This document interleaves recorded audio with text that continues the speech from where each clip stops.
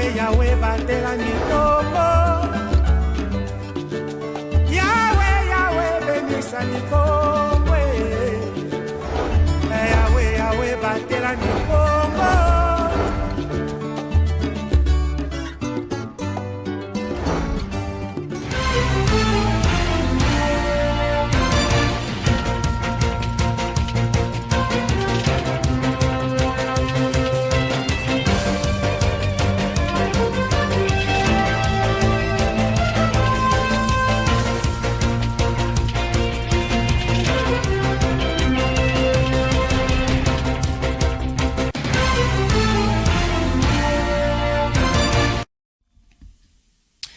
Merci de nous rejoindre dans la livraison de l'actualité sur ma bannière télévision. Salutations à toutes et à tous. Le directeur provincial de la DGDA Congo Central, Alain Tendai Lupumba, a pris officiellement ses fonctions. La cérémonie de remise et reprise s'est déroulée le mardi 23 août 2022 en son siège dans la salle des réunions. Alain Tendai succède donc le directeur sortant Mukunu Katumba. Francine Vunda. La Direction générale des douanes et assises Congo Central, DGD en sigle, a procédé le mardi 23 août 2022 à la direction provinciale de la DGDA sur l'avenue Pêcherie numéro 16 au quartier Palace dans la commune de Matadi à la cérémonie solennelle de remise et reprise du directeur provincial sortant, M. Mukuna Katumba Gustave, et du nouveau directeur provincial entrant, M. Alain Tendai Lupumba. Une solennité qui a eu lieu en présence de la délégation mandatée par la directrice générale de la DGDA, Madame Jeanne Blandine Kawanda, des directeurs et sous-directeurs de la DGDA, et qui a eu comme temps fort le mot du directeur provincial sortant, M. Mukuna Katumba Gustave, suivi de la remise des insignes du pouvoir de la province, du directeur provincial sortant au directeur provincial entrant, entre autres les livres de règlement intérieur du code minier, du livre de lexique douanier, du livre des statistiques, des sceaux et des clés du bureau, suivi des signatures, de la lecture du procès verbal par l'inspecteur en charge des ressources humaines de la DGDA, l'installation du nouveau directeur provincial et enfin le mot de circonstance du nouveau directeur provincial Alain Tendai Lupumba. Le directeur des ressources humaines adjoint de la direction générale de la DGDA à Kinshasa, M. Hugues Mabi, représentant de la directrice générale, a exhorté les directeurs et sous-directeurs à travailler et porter main forte au nouveau directeur provincial afin de l'aider à mener à bien sa mission vu le grand défi à relever. Ce n'est pas une chose facile pour lui.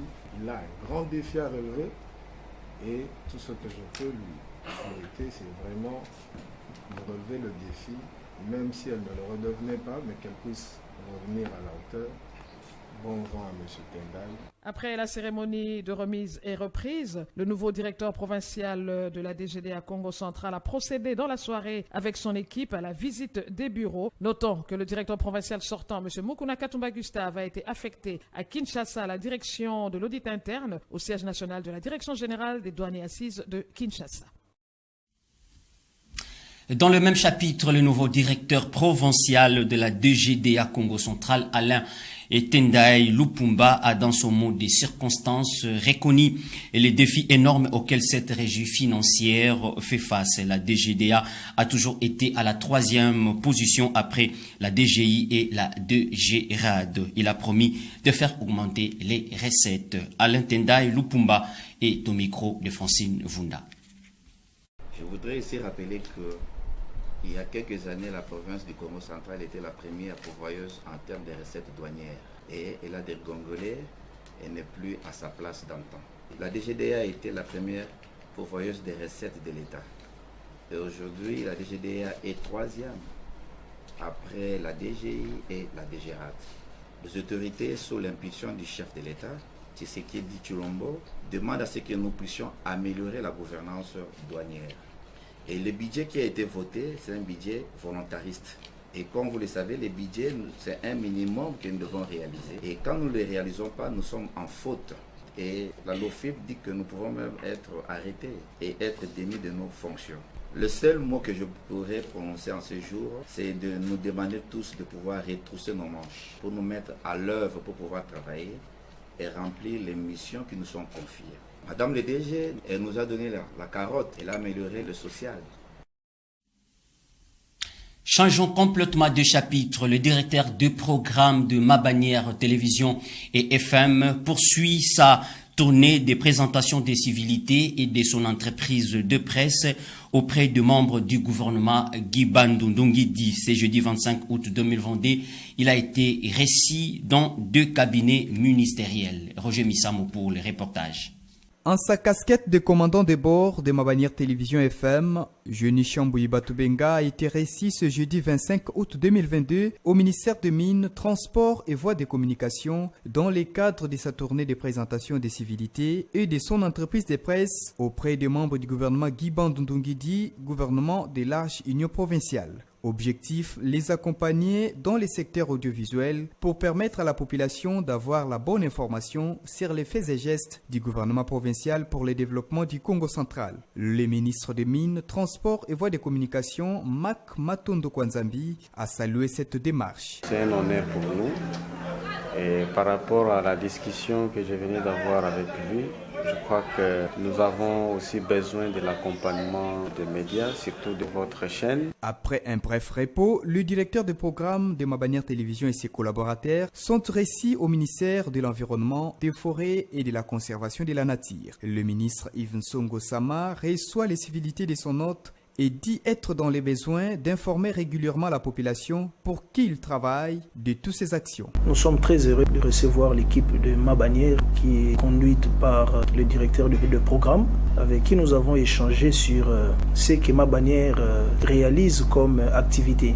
Il nous a fait comprendre les offres qui peuvent être favorables pour justement accompagner le gouvernement provincial dans ses devoirs d'informer la population, pour qui d'ailleurs nous sommes serviteurs. Dans les 2 cabinets ministériels visités, Jeuni Chambouyi Batubenga se pointe avec un seul discours, l'accompagnement du gouvernement provincial. Le temps est arrivé de faire que tout le monde puisse s'inscrire sur la voie du développement pour la province du Congo central. Dans nos échanges avec le ministre des Mines, des Transports et Voies de Communication, nous lui avons tout d'abord présenté les civilités, lui félicité pour sa nomination et nous lui avons fait voir ce que Ma Bannière Télévision peut faire.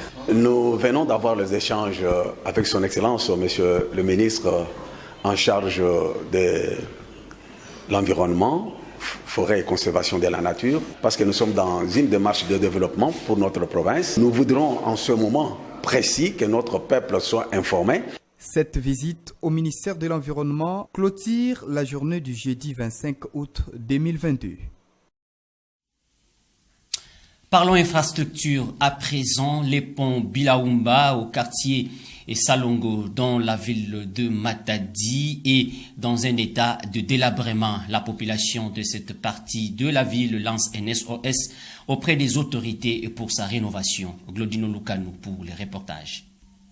Les ponts Bilaoumba, situés au quartier Salongo, non loin du marché Mvoado dans la commune de Matadi, se trouvent dans un état de délabrement très avancé. La vétusté de cet ouvrage métallique fait courir à ses usagers un grand danger. Hormis la détérioration de cet ouvrage, sur place on constate également une pollution sauvage. Les habitants du quartier ainsi que le vendeur du marché Loutete Nzaou sont responsables de cet état des choses. Ils déposent les déchets sur ces ponts par manque d'un endroit approprié pouvant servir de décharge publique. La population de cette partie de la ville de Matadi lance un cri d'alarme auprès des décideurs pour la réhabilitation du pont et l'évacuation de ces immondices.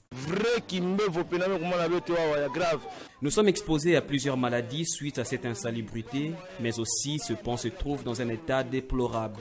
Les gens se blessent ici assez souvent suite à son état. Que les autorités compétentes trouvent rapidement une solution. Donc l'État, il y a une fois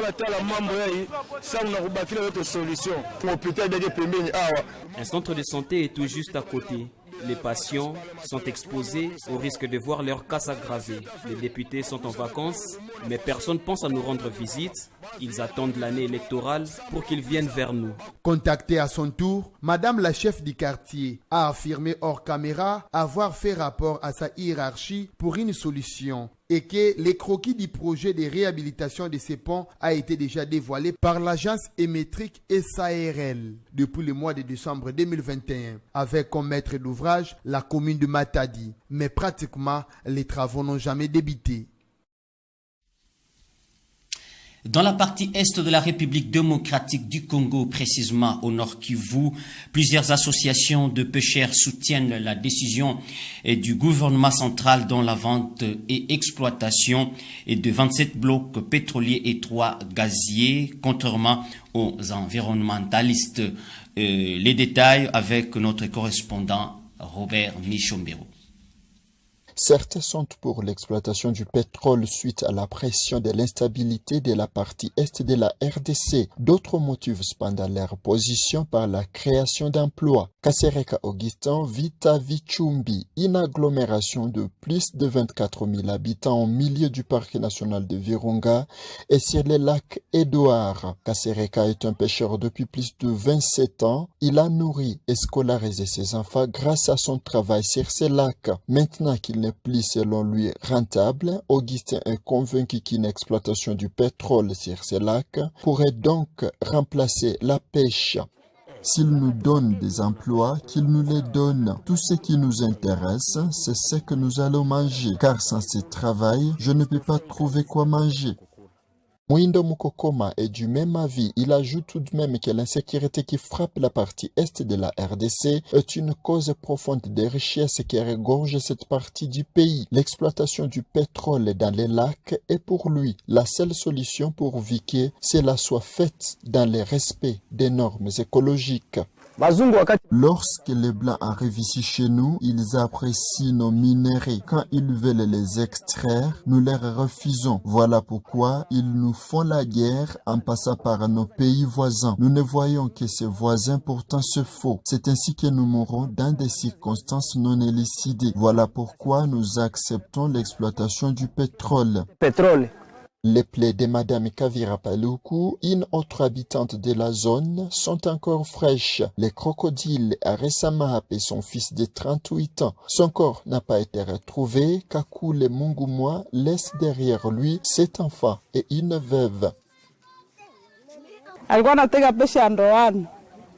Il était en train de pêcher au hameçon quand il tirait son filet. Il a été mangé par les caïmans. C'est un papa de 7 enfants. Il s'appelait Kakule Mungumwa.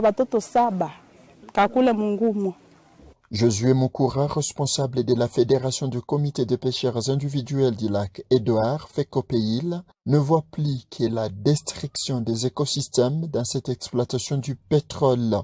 Exploiter du pétrole dans le lac Édouard, c'est quelque part mettre la population de pêcheurs à danger, puisque c'est leur unique moyen de subsistance. 3 semaines après les appels d'offres lancés par le gouvernement congolais pour 30 blocs pétroliers et gaziers en RDC, les défenseurs de l'environnement se sont dit menacés.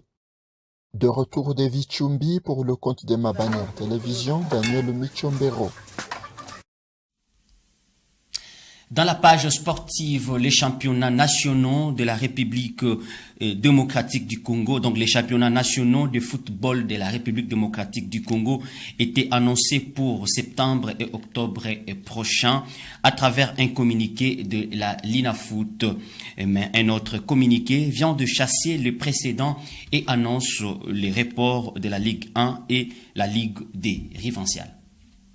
Aperçu en fin d'après-midi du mardi 23 août dernier à travers un communiqué, le secrétariat national de la Ligue nationale de football informait à tous les clubs engagés aux championnats nationaux Ligue 1, Ligue 2 que la saison sportive étant déjà ouverte, réunit certaines dispositions pour une bonne organisation des championnats. On pouvait lire dans le communiqué le démarrage pour le vendredi 16 septembre 2022 de la Vodacom Ligue 1 28e édition et le samedi 1er octobre 2022 pour la 5e édition de la Linafoot Ligue 2. Pour information, ce communiqué concerne les équipes de la province du Congo central, en l'occurrence l'association sportive Veti Club de Matadi, le tout-puissant Mazembe de Kazangoulou, le dernier champion de la province Even Football Club de Matadi et l'Athletic Club LMC. Le communiqué du mardi dernier s'est fait chasser par celui de ce jeudi 25 août 2022, annonçant à tous les clubs sociétaires de la Ligue nationale de football qu'en exécution de l'instruction reçue par la Fédération congolaise de football association, dans sa lettre référencée FBA/Segal/01084/2022 du 24 août 2022, qu'elle sursoit les dispositions compétition communiquée par la Ligue nationale de football le mardi 23 et mercredi 24 août dernier. Toutefois, la Ligue nationale de football rappelle que la saison sportive 2022-2023 est déjà ouverte depuis le vendredi 1er août 2022.